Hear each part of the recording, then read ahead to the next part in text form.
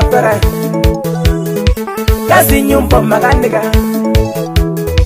Aha, kama tunavyojua, the only thing trending now in Kalenjin since yesterday is sad story about the death of Kalenjin secular musician Aina Moi Superstar.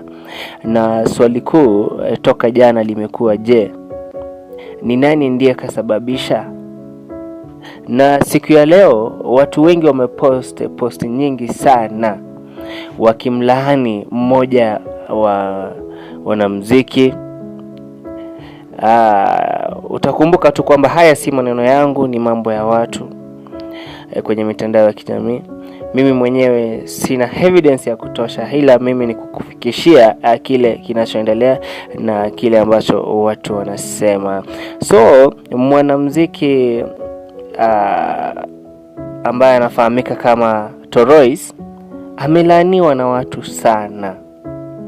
Jamaa ambaye kabla ya kuaga kwa Aina Moi Superstar, kuna chats za WhatsApp ambazo zilipatikana na zimeleak sana. Aina Moi Superstar akizungumza na mtu fulani akimwambia Torois ndiye alimpangia njama ya kupigwa, na hii ndio ilikuja kumsababishia Aina Moi Superstar internal bleeding ambayo ililead yeye kushindwa kwenda haja, na baadaye kama venye tumesikia kwa stories alipelekwa hospitali akiwa na undergo treatment pale bana. Hivyo ndio Aina Moi Superstar alituacha. Sasa kwenye mitandao za kijamii kumewaka moto. Jina Torois ndio trending sasa. Hivi ukweli uko wapi? Hebu mwenyewe tuachie maoni yako. Pitia kwanza hizi comments alafu ukumbuke kutuachia maoni yako hapo kwenye comment section. Bye bye.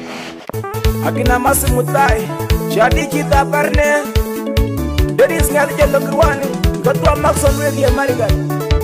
Akina Mama Quinze Baba Quinze Raviri Mama Utie Mai Mama Limba Ina Moi. Akina Edu Medewe Dabra Began Yotu Ashembeji Mario no fire. Abu Erigile Silibe Eriko Miditatu Akbaba Mdogo Weri Pambusta.